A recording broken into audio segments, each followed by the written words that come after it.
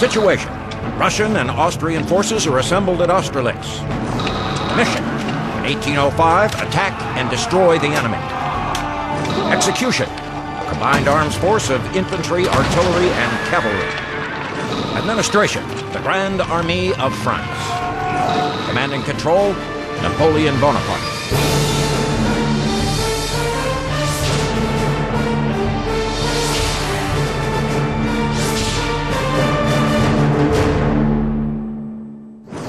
I'm Captain Dale Dye.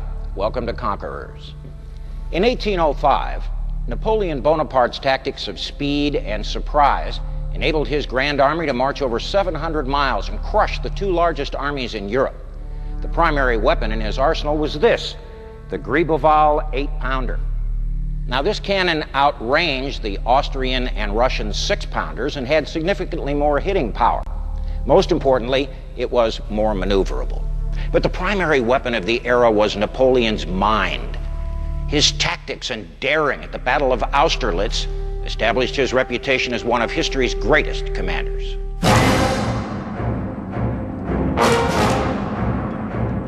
To December 1805, Napoleon Bonaparte, Emperor of France, sat on his horse overlooking a field shrouded in fog. His men were about to engage the Allied forces of Austria and Russia near the small town of Austerlitz. Nearly 200,000 soldiers would fight in the most remarkable battle in Napoleon's epic career. Here, he'd set a grand trap. Here, he'd win his greatest victory.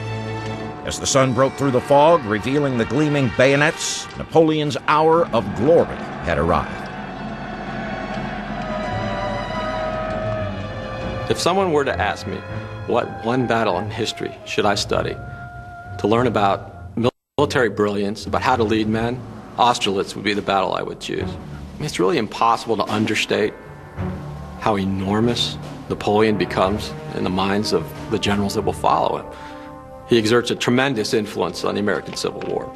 Every American general sees in himself that he wants to be the next Napoleon. Napoleon Bonaparte's rise through the military ranks and his incredible victories had made him a legend like his heroes, Alexander and Caesar. By December 1799, his skills as a military tactician and rallier of men had allowed him to become the ruler of France. He'd conquered Egypt, most of Italy, implemented civil codes, and even a new tax system. Then, in 1800, France defeated the Austrian army in Italy and Germany, making Napoleon the most powerful and feared man in Europe. Napoleon is the most controversial figure in Europe at this time. And the opinions about him vary widely. I mean, some of his most inveterate enemies can't help but admire him. Ideologically, Napoleon is seen as the son of the French Revolution. So in all the conservative quarters of Europe, he's loathed. Many people feel he's really the Antichrist. On 2 December 1804, Napoleon Bonaparte crowned himself Emperor of the French. It sent shockwaves throughout Europe. The First Council of the Revolution was now creating his own monarchy. The true blue bloods of Europe couldn't have that. What would be next? The conquest of their kingdoms? To many people, he was an amazing person. People flocked to Paris to try to catch a glimpse of this stunning young man who had risen from obscurity to become the leader of one of the great countries of Europe. What they learned by 1805, of course, was that not only was Napoleon this meteor streaking to the top of power in France, but he was a great commander that they could not ignore if they ever chose to take him on. At the beginning of 1805, Napoleon was stationed with his army of 210,000 men at the port of Boulogne, waiting for conditions to be right to invade England. His hatred of the British, the only nation to hand him his worst defeats, became an obsession. England was determined to get rid of Napoleon. There had been a number of assassination attempts, and it was the British who were financing and organizing that. So Napoleon eventually realized he had to either have a peace treaty with England or he had to conquer England. Well, he tried a peace treaty. In 1802, there was the Peace of Amiens. Ultimately, it was England that refused to withdraw forces from Malta as per the treaty, and so Napoleon decided, well, that I must conquer England. They had trained for a war that was coming, they thought, with England. Every day there would be battalion drills. Every other day in the morning there would be live firing exercises. Now, intense training with soldiers that were already veterans in the wars of the French Revolution. This made Napoleon's Grande Armée, as he dubbed it in late August 1805, the finest army he had ever commanded. The primary weapon of the French infantry was the Model 1777 Courage en Neuf, better known as the Charleville. The weapon weighed about 10 pounds and was approximately 5 feet long. It fired a relatively light .7-inch ball. For each shot, powder and ball had to be rammed home, and the weapon fired from a flintlock mechanism. A well-trained and disciplined soldier could get off about 5 rounds per minute. But all that black powder left a lot of residue or fouling. So the weapon had to be swabbed out about every 50 shots, or there was a danger it would blow up in your face. If there wasn't any water readily at hand, soldiers simply urinated into the bore and used the acid in the urine to clean it out. Now, in combat, something like that can bring on some serious performance pressure. However, Napoleon Bonaparte and his great army never crossed the English Channel.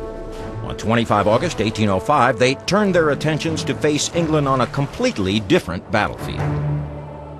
William Pitt, the Prime Minister of England, had just lost the American colonies in their revolution. Now, France was threatening England's status in Europe. Pitt decided to form a coalition with his allies to thwart Napoleon's ambitions. There had been 2 previous coalitions, and this third coalition was going to be the biggest and best yet. Russia got involved because the Tsar, Alexander, believed that he was a messiah that was going to re-energize and restore Europe's old order after the French Revolution. Tsar Alexander was only 27 years old, and he was susceptible to flattery and to toadies and sycophants who surrounded him. He believed that he was going to be a great general, but he had no background or had never studied warfare or the military like Napoleon had. The final leader of the Third Coalition was Francis I, the Habsburg Emperor of Austria. As the most conservative ruler in Europe, Francis was the most endangered by the radical ideals of the French Revolution. He'd been badly beaten by the French in 1800, and now Francis saw his chance for revenge. William Pitt paid the Austrians and Russians in gold to crush the newly crowned French emperor on land, while 175 British warships would continue to hold off Napoleon by sea. Austria and Russia, with a combined force of over 200,000 men, would target 2 regions allied to the French, the Kingdom of Italy and Bavaria. Inevitably, with a plan of that magnitude, Napoleon's network of spies soon sent word back to their emperor. Napoleon was always a step ahead of everyone. This master tactician would use Europe as his chessboard to demolish his enemies. On 8 September 1805, General Karl Mack led 72,000 Austrian soldiers into Bavaria. At the same time, coalition forces captured Hanover and invaded Italy. The Third Coalition had made their move to attack the French from all angles. With twice as many men, horses, and cannons as Napoleon, they seemed unbeatable. Napoleon at once saw a flaw in the Allied plan. Their forces were widely dispersed across the continent. Communication and coordination between these multilingual armies would be almost impossible. By moving quickly from his coastal camp, he could strike at the Austrians before the Russian army could even arrive. He turns his army around and marches it straight east.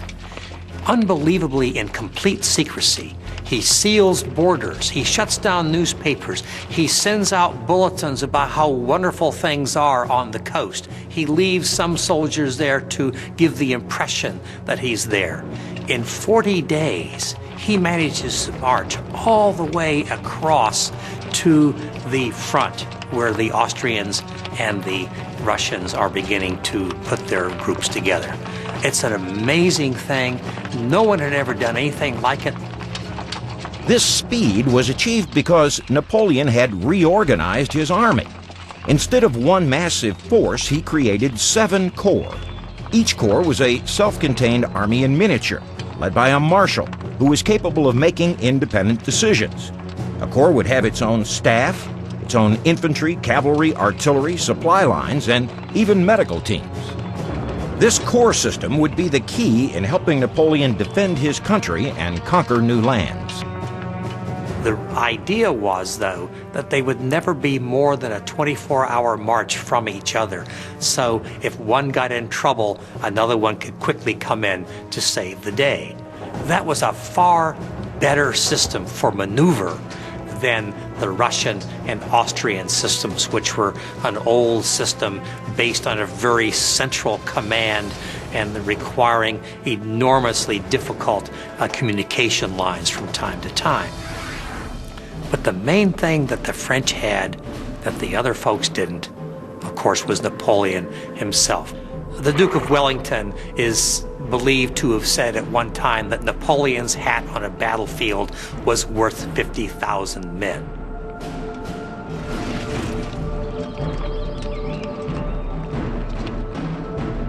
In less than 6 weeks, the French corps reached the Danube River, catching the Austrian army by surprise. General Mack decided to make a fight of it at the city of Ulm. Napoleon's actions against Mack would become legendary and begin a campaign that would reward him with his greatest military victory, the Battle of Austerlitz.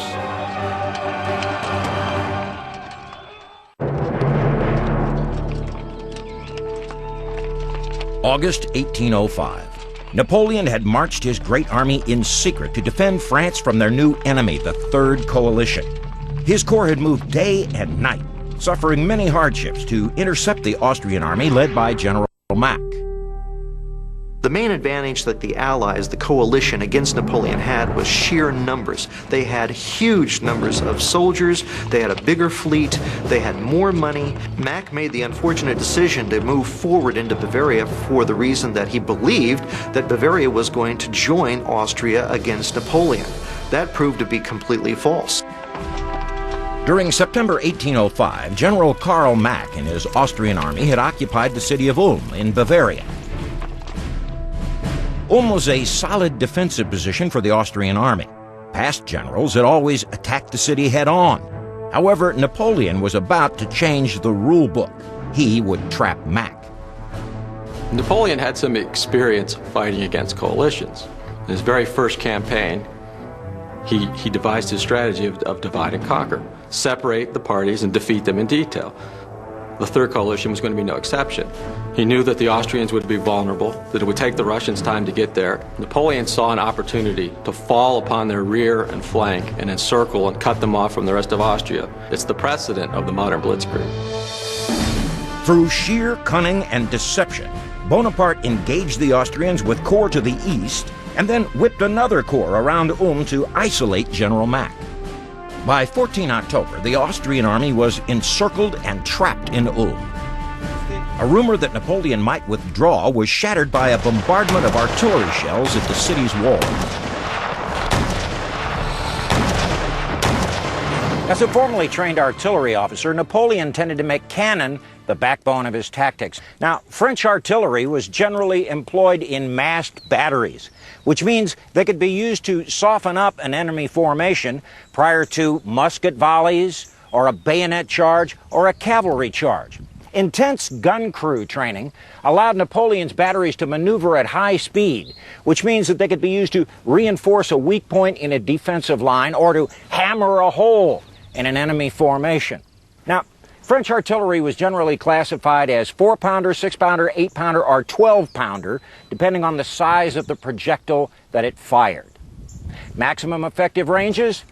Somewhere out between 600 and 800 meters. Now, let's see what all this French noise is about.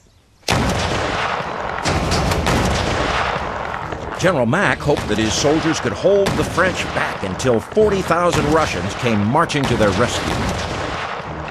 Unbelievably, the Third Coalition had made a major scheduling error. At the turn of the 19th century, Russia was still using the Julian calendar system, in which dates were 12 days later than the European Gregorian calendar. In their haste and overconfidence, no one in the Allied command had bothered to remember this. General Mack is convinced that the Russians will be coming to his aid just any old time now, and in fact they were almost 200 miles away. Well, that's a disaster, as you can well imagine. On 20 October 1805, General Mack finally surrendered the city of Ulm. 27,000 men and 67 cannons were now Napoleon's prisoners. Mack had lost half of his entire Austrian army. One of the things that became a famous saying after this campaign against Ulm was the fact that the French soldier said their emperor defeated enemies with their legs instead of their arms. Just by marching, just by swinging wide around Mack, they were able to cause his defeat. And it certainly was unprecedented and something no one had seen in Europe up to that time. For this disaster at Ulm, Mack became known as the unfortunate General Mack. He was in fact court-martialed and sentenced to death for this disaster. Now, nothing stood between Napoleon and Vienna. On 14 November 1805, Napoleon led his soldiers into the capital of the ancient Austrian Empire. Emperor Francis had fled, leaving his palaces and gardens to the enemy. Bonaparte triumphantly paraded through the streets. 2 months before, he'd been encamped at the English Channel. Now, the Viennese elders were giving him the keys to their city. However, his triumph was overshadowed by the news of a disaster. Napoleon's navy had been crushed at the Battle of Trafalgar. No longer could he easily go to North Africa, no longer could he go to the Middle East, no longer could he go to his colonies in North America without encountering the British fleet. All ideas of invading England were off the table, and what that meant was he looked eastward in the same way that Hitler did. Napoleon ordered his troops to push further into Europe, to where the coalition forces were encamped outside of the Moravian town of Austerlitz. It would be a dangerous move. After spending several weeks in camp, the Great Army was starting to wonder if maybe they'd marched into a trap. With winter fast approaching, the conquest of Austria might be Napoleon's undoing. It had been terrible for more than a month. The army had suffered horribly from straggling.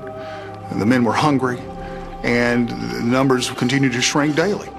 The French army was surrounded by a hostile population. Coalition forces were stationed to the north, and Austrian reinforcements were expected to march up from battlefields in Italy to the south. Despite the terrific victory at Ulm, Napoleon was not in the best of situations. He needed a battle. He needed to defeat the Russians and what remained of the Austrians, and he needed a conclusion to this campaign. And there's also the matter of his image. If he leaves now without another great victory, then people are going to say, well, okay, he surprised General Mack at Ulm. Mack was a fool to allow that to happen. But when he was faced with the main Austrian and Russian forces, he turned tail and ran. You know, some people might say that Napoleon was taking a big gamble by staying and fighting the Allied forces. I don't think so. Napoleon's best option was to stay and fight, to seek one victory that would force a lasting peace. Napoleon continued to lead his men east, further into enemy territory. On 20 November at Rausnitz, 2 divisions of French cavalry were attacked by 6,000 Russian horsemen who were looking to surprise Napoleon's flanks. These mounted Russian cuirassiers carried a vicious 32-inch straight thrusting saber known as a palache. It had a fuller that ran the entire length of the blade. That made it lighter and gave the blood somewhere to run. These Russian cavalry were also armed with a brace of flintlock pistols like this one for when times got bad. And they did. The Russians initially slashed through the French line, capturing an eagle and a standard, which was immediately delivered to an ecstatic Tsar. However, after the initial surge, the French stopped the advance of the Russian cavalry due to their superior swordsmanship. The French were heavily outnumbered, but their disciplined charges forced the Russians back to their camp. It was a minor but important victory for Napoleon.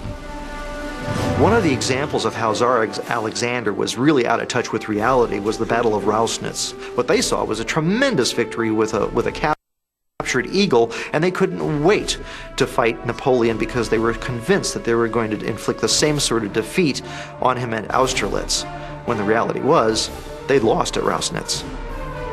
On 22 November 1805, the Russian and Austrian armies finally united into a single fighting force of 90,000 soldiers. Now, they fell under the command of General Mikhail Kutuzov. Kutuzov was a legendary character in the Russian army. He had survived 2 head wounds, one of which a German doctor, upon seeing the scars, pronounced him a dead man. He knew how to present himself in such a way that he was beloved by the common soldier. Yet at the same time, he led a totally decadent, aristocratic sort of lifestyle.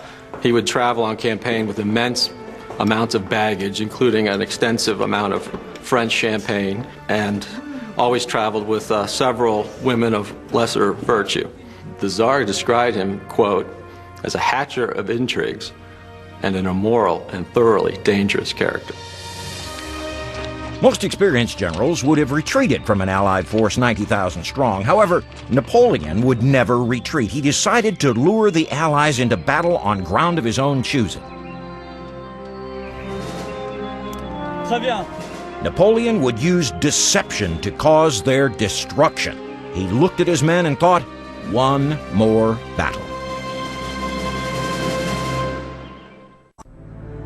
Napoleon had chased the Allies as far as he could without the danger of being surrounded and cut off from his supply lines. So he called a halt east of the Allied positions near a town called Brno and had his troops prepare for battle. The local inhabitants were afraid that everything they owned would be devastated in the clash of 2 massive armies. So they sent a contingent of women to seek an audience with Napoleon and beg for mercy. They brought gifts of milk and food, but Napoleon's only appetite was for battle. On 24 November 1805, Tsar Alexander called a council of war with Emperor Francis and General Kutuzov. 3 plans were suggested. The first was to maintain their position at Olmütz and await Austrian reinforcements coming from battles in Italy.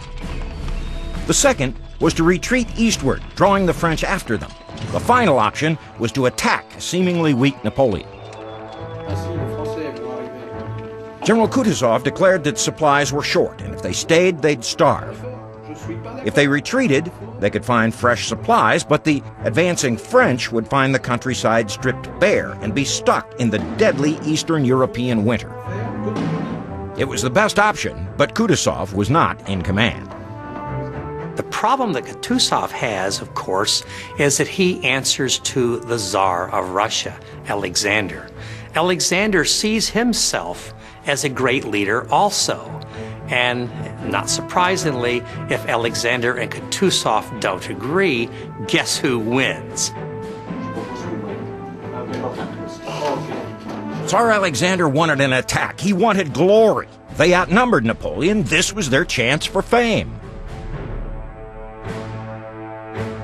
The Allied plan would be to turn the French army right, drive them back to the Danube River.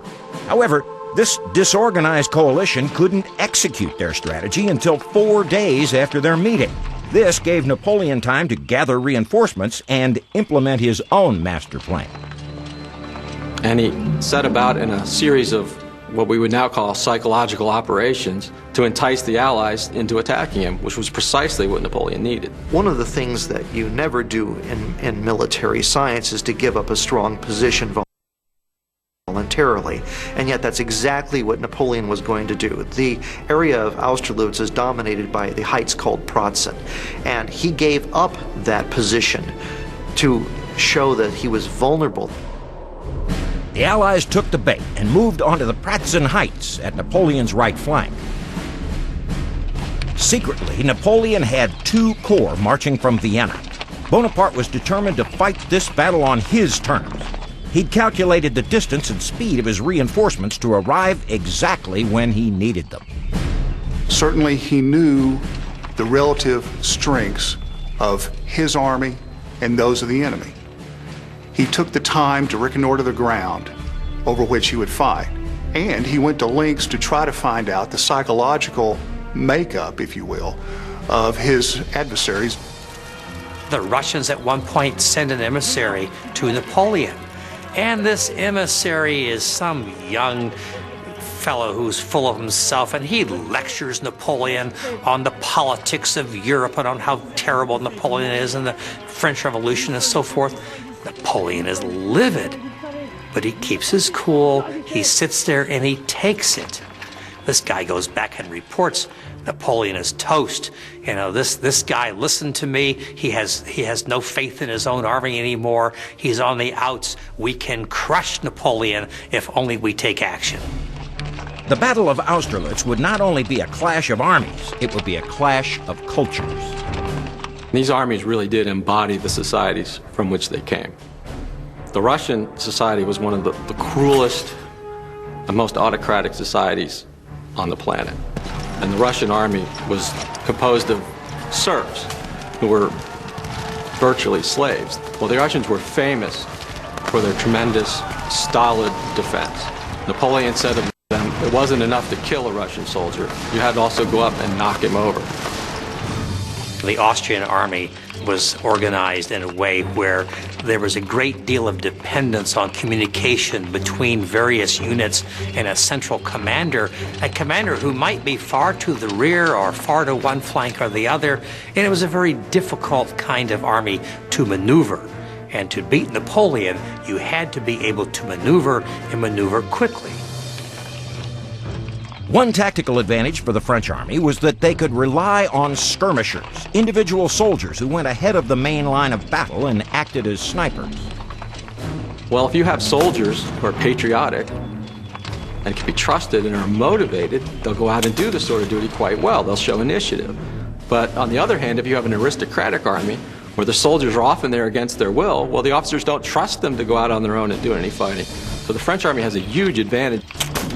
So the French Revolutionary Army becomes a model for society of being meritocratic, inclusive, egalitarian. And that's why, at least in its initial phases, it was so shocking and devastating. On a cold, misty night before the battle, Napoleon Bonaparte rode among his soldiers. It was the eve of the first anniversary of his coronation as Emperor of France. One of the grenadiers of the line regiments takes up a torch, lights it to be his escort to show him the way. Well, that's taken up by another, which is taken up by another, which is taken up by other groups until there are thousands of these torches lit as the emperor makes his way along the lines to the cries of Vive l'Empereur. And until you get this incredible scene of the army being around this beloved general. What's the incredible thing about that story is how that is misinterpreted on the Allied side. Is that even though they see all these torches, even though they hear all this noise, they misinterpret this to meaning that the French army is retreating. Napoleon was genuinely moved by this surprise spectacle. He'd call it the greatest night of my life.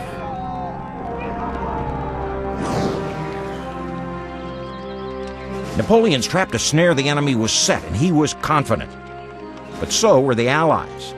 Within 24 hours, the battle of the three emperors would be over, and one empire would be crushed.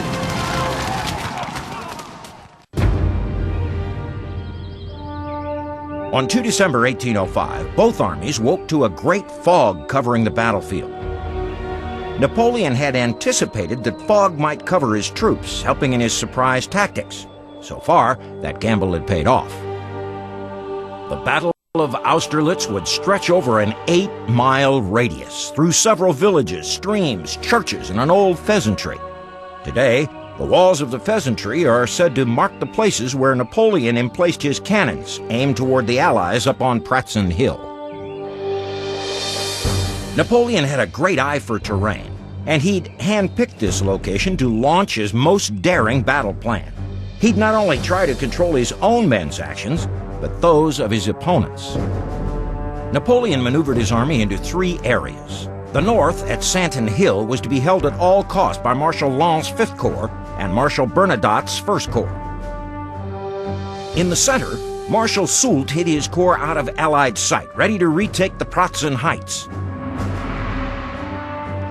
The French Imperial Guard would be held in reserve, back there in the fog, as a surprise. To the south, General Legrand had just 12,000 soldiers between the villages of Telnitz and Sokolnitz.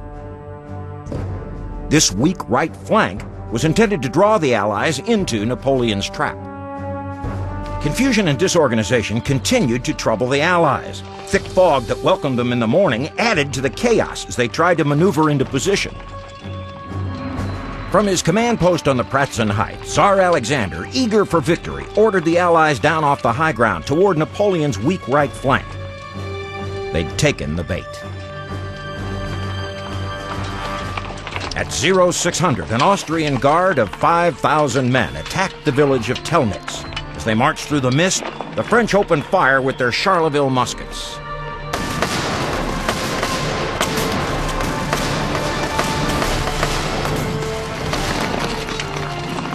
They had some strong buildings, like a church, so they were able to implement their strong point defense scheme by putting the better units, the companies of grenadiers, in the church. They covered the village approachways with skirmishers. They then allowed the enemy forces to enter the village and then be counterattacked and trapped in the town, and they inflicted horrible damage on them. After an hour, the French had forced the Austrians out. Even though the French were heavily outnumbered, they held their ground, picking off Austrians with great accuracy. Then, 14 squadrons of Allied cavalry rode through the village. The French retreated, and word was sent back to the 2 emperors. The Allied plan had worked. Those people who were unable to escape just before the battle in these villages like Telnitz and Sokolnitz are suddenly in the middle of a battle where they could be killed by cannonballs, by fire. Men are charging into their homes. During the battle and afterwards, their homes are filled by dead and wounded. It was a miserable, horrible situation. But confusion was rampant in the Allied ranks. Maps were still being drawn up and instructions had to be translated. Austrian divisions then slowly arrived at the town of Sokolnitz. The giant granary building became the center of the fight and was fiercely contested. At this point, it seemed that the Allies still had the upper hand. From his command post on Zuran Hill, Napoleon carefully watched the Allied movement and timing. Napoleon would have a surprise waiting for him. Napoleon's right flank was secured thanks to the heroic forced march of members of Marshal Davout's 3rd Corps, who executed one of the most staggeringly arduous forced marches in military history, 70 miles in less than 48 hours. They arrived on the battlefield absolutely exhausted. Over half the men were not present, but still trying to get there. So far, Napoleon's enemy was behaving like they were conducting maneuvers on his orders. Napoleon had wanted the enemy to attack his weak right, and they did. Thanks to the forced march, he now had enough troops to defend it, and for his own plan, an attack on the Pratzen Heights.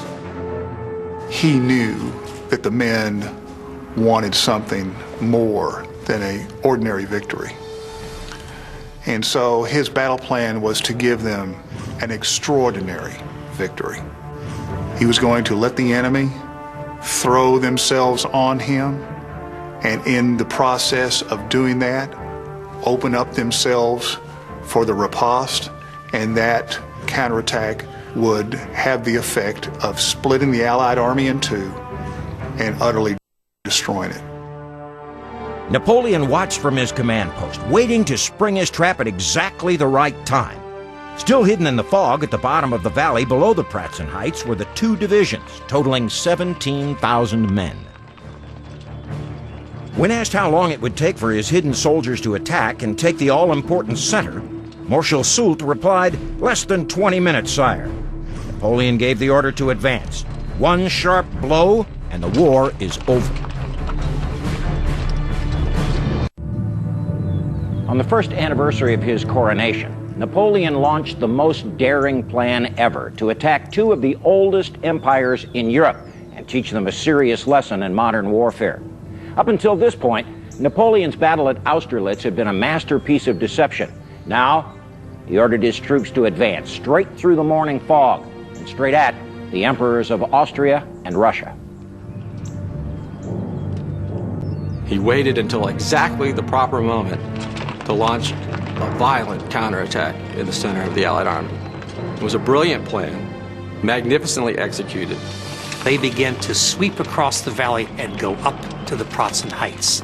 Just about that time, the famous sun of Austerlitz begins to burn the mist away, and the Allies look down in amazement to see a rather sizable French force storming up at them.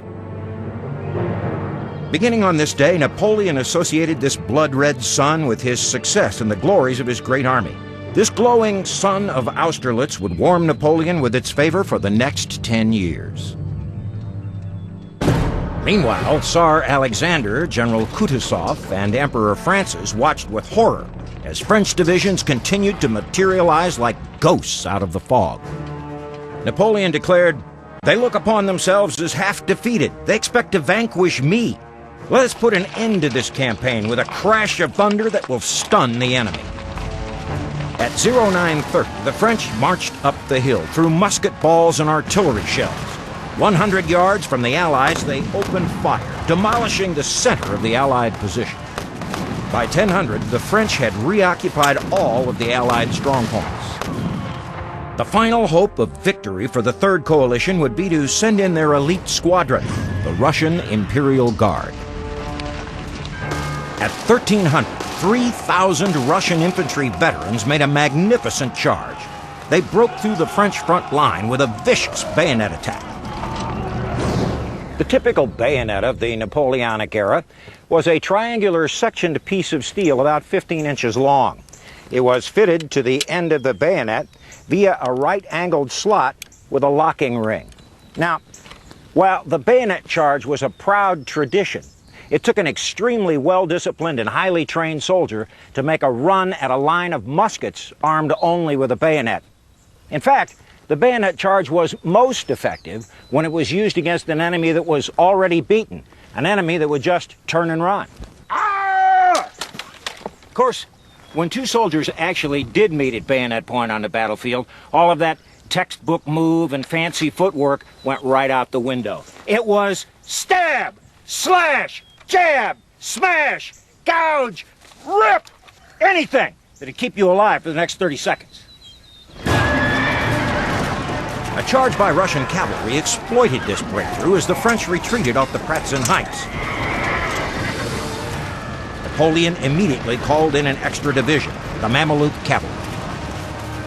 The Mamelukes were almost a living souvenir of Napoleon's famous expedition to Egypt. And they were most noted for their famed weapon, which was a curved sword known as the scimitar. They were the most vicious and effective fighters on horseback that one could possibly imagine. In the course of their action, they utterly demolished one squadron of the Tsar's finest horsemen. There's even one story about a trooper named Mustafa that cut off the head of a standard bearer of the 3rd Squadron of the Chevalier Guards, took the color, and for that was given the Légion d'honneur. For 15 minutes, smoke shrouded the fighting from the straining eyes of all three emperors. When the smoke finally cleared, the French grenadiers and the Mamelukes had slaughtered the Russians. Napoleon was brought back a standard and 1,000 prisoners, including a prince. The Allied center was officially destroyed. Now, Marshal Soult's soldiers faced south in an attempt to turn the Allied left flank. Suddenly, they find themselves with the French in the center on the Pratzen Heights. The right flank of Napoleon is over here, and the Austrians are caught in the middle. It's a hammer against an anvil, and the Austrian army is absolutely decimated. As the French got closer, hand-to-hand combat began once more. Bayonets stabbed and gouged, fists flew, much to the outrage of the French. They just stopped taking prisoners and started slaughtering entire units of Russians, stripping them of their clothes and boots. The French pushed forward, blocking the main avenue of retreat for the weary Allies. The fastest way out of danger would be across the frozen Sachin Lake. Napoleon watched from the little chapel of St. Antonin as the chaos began. The Russian and Austrian retreat over the frozen lake is another one of those sort of propaganda myth moments of the battle. When you read many of the French accounts, well, you have 5,000, 6,000, 7,000 guys falling through the ice in this dramatic moment. One particular source, I believe he's Austrian, says that soon after the battle those ponds were drained and there was only 2 bodies found. So here on the one hand you have this legend of the ponds where these thousands of fleeing soldiers are finding their icy death, and on the other extreme there's only 2 bodies to be found. Certainly the truth lies somewhere in between. By 1700, the Battle of Austerlitz was over. 15,000 Allies fell victim and 12,000 were taken prisoner. Only 1,300 Frenchmen lost their lives. Tsar Alexander had pressed to fight this battle. Had he followed Kutuzov's advice, the fate of the Third Coalition and Napoleon might have been very different. The sheer disparity in casualties is certainly a strong argument for how brilliant Napoleon's plan was. But also, one of the most important things is the number of flags that were captured from the enemy and the number of cannons. Remember that these were aristocratic armies. Honor was everything. And for an infantry regiment or a cavalry regiment, their flag, their standard, was an enormous symbol. It was an absolute disgrace to lose it.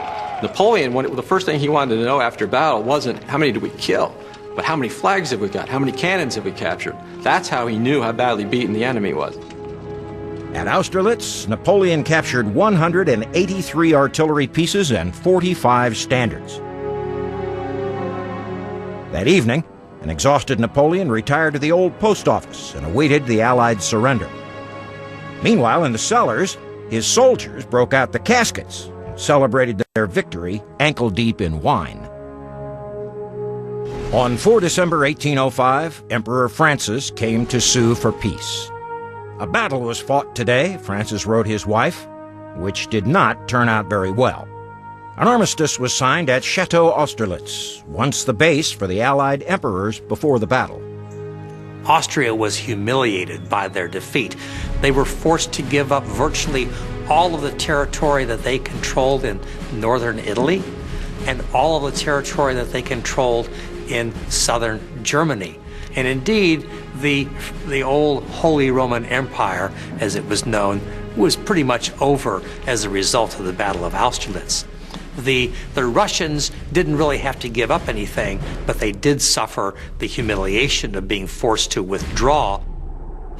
Today, the battlefield is located in the Czech Republic, and it's known as Slavkov u Brna. On the Pratzen Heights stands a 70-foot steeple marking the spot where thousands bravely lost their lives. What caused the French to win the battle was Napoleon. There's an old saying that no plan survives contact with the enemy, and this is exactly the opposite of that. Not only did Napoleon's plan work for him, his plan for the coalition worked right into his hands. Napoleon fought and won more battles under varying climatic conditions than any other commander in history.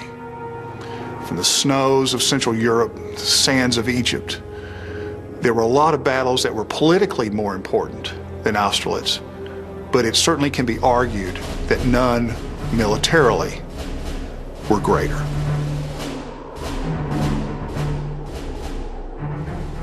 Napoleon had conquered Austria and regained Italy. His battle plan at Austerlitz had elevated his legend to new heights. He was never more admired or feared. Napoleon had seemingly risked everything and yet won his greatest victory. It would be the defining moment in an otherwise unequaled military career. I'm Captain Dale Dye. Thanks for watching Conquerors.